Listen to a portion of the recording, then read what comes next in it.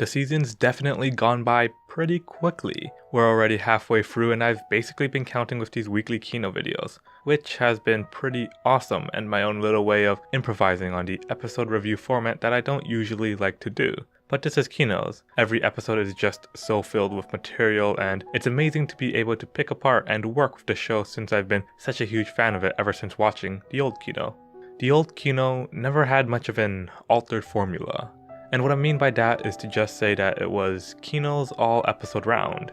There is nothing wrong with having a show be named after your main character be just about their travels. It makes sense. And the episodic nature of the show lends itself to allow for interesting stories no matter if we follow the same person. But what if we don't?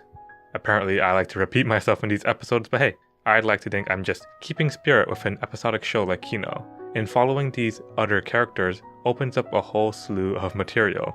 And that's what we've been doing for a bit now, kind of switching between new characters in and out. But this recent episode has given us some much needed backstory that we have yet to glean from this season's Kino. And that's the story of Master, which although isn't Kino's backstory, is still vital to showing off how Kino is so skilled. And of course this relates to the episode last week about how our past selves influence our current selves. Sure, Master isn't a past self of Kino, but she very much is a big part of molding Kino into the person she is. And of course, with it being Kino's, they show off Master's skill set while also bringing about a political and or philosophical conundrum. But we've done a lot of that in the past. You know, I'm almost always inclined to do just some close readings and dissect some good old Kinos, but again, I like to keep in the spirit. And this is also the first time that I'm seeing Master in action, so I'd like to expend the episode this week to talk about how Master's training not only physically influenced Kino, but possibly even her own viewpoint. In other words, a character study, if you will.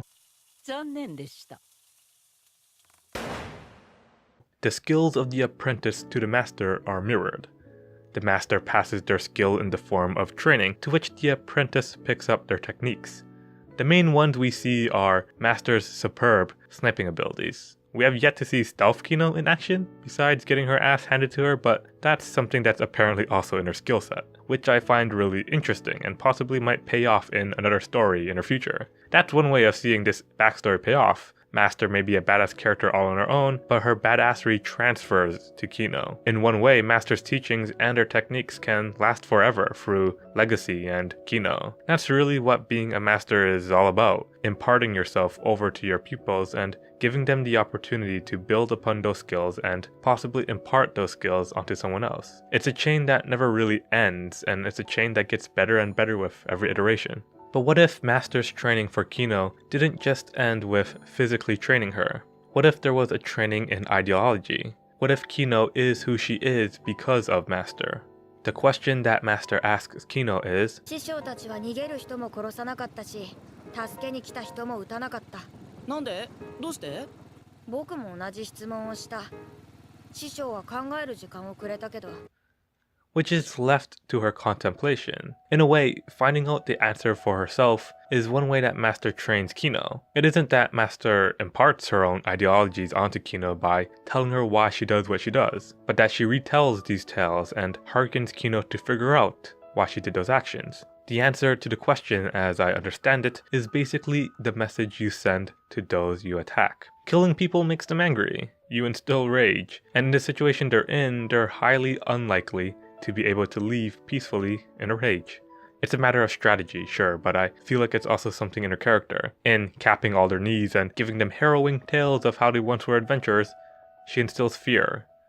That eventually leads to their peaceful exit, but in not killing them, she's also being really passive. Sure, she's actively shooting them and being hard to deal with, but she really hadn't killed anyone. Among all the ammunition, they're specifically not killing anyone. Not even with the fact that they have rockets, or that they could have sniped the general's head anytime they wanted. I mean, those are other ways of dealing with the situation, but they aren't people that are there to mess up the country and upset order or create even more chaos than they have. They're passively creating chaos and not really getting in the way of social order. More so, they actually do end up fixing social order. Despite how Master's actions may have seemed very exploitive, she did fix the country, and I'm sure with how she entered the country, she could have easily left the country in a similar manner. I mean, just being in hiding and then letting it all fall out is a pretty sound strategy, but there's more to it than just that. There is social unrest, even before their little play. This is a military state, and corruption is found within the blood of the city. No one can really do anything to usurp this. But the inclusion of Master's idea to go all out did manage to usurp the social order. Through their actions, the country was able to set a foot to the right path. I have an inkling that although Master did want to primarily save her apprentice, that she also realized that something should be done to set social order back to the right path. She had an inkling the moment they stepped into the country, and she gives off this passing comment.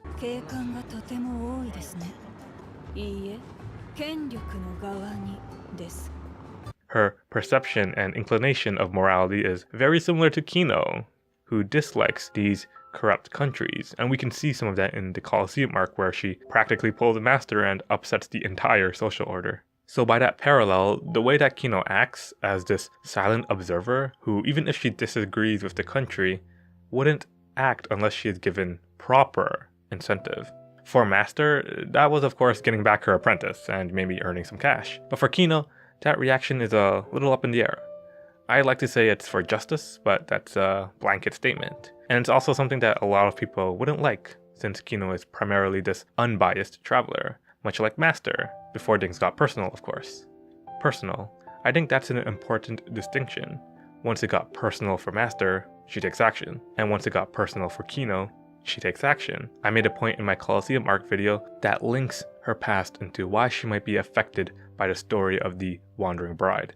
Basically, her actions chase her past, and it's a means for her to do the things in her past that she couldn't, through her own weakness and naivety. It boils down to this selfish desire to fulfill this hardened past that she carries. Again, these are very personal reasons, much like Masters want to free her apprentice. And in the wake of them doing these actions is, miraculously, social reform. In this way, they aren't necessarily vigilantes trying to fix every country they set upon.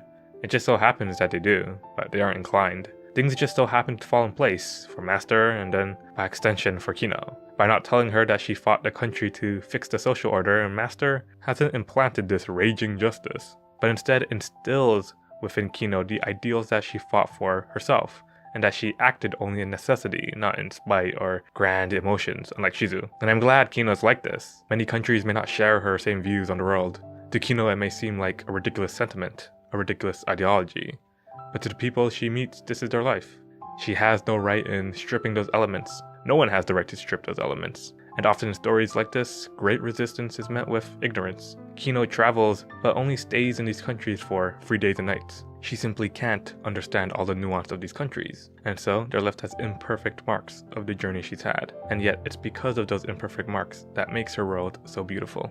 Thanks for watching, and if you're following Kino and haven't seen the other episodes I've done, make sure to check them out. Or maybe check out the Girls Last Tour episode. Of course, if you want to keep up, maybe a subscribe wouldn't hurt, but you know, that's just me saying it. As always, I'm Brian, signing out.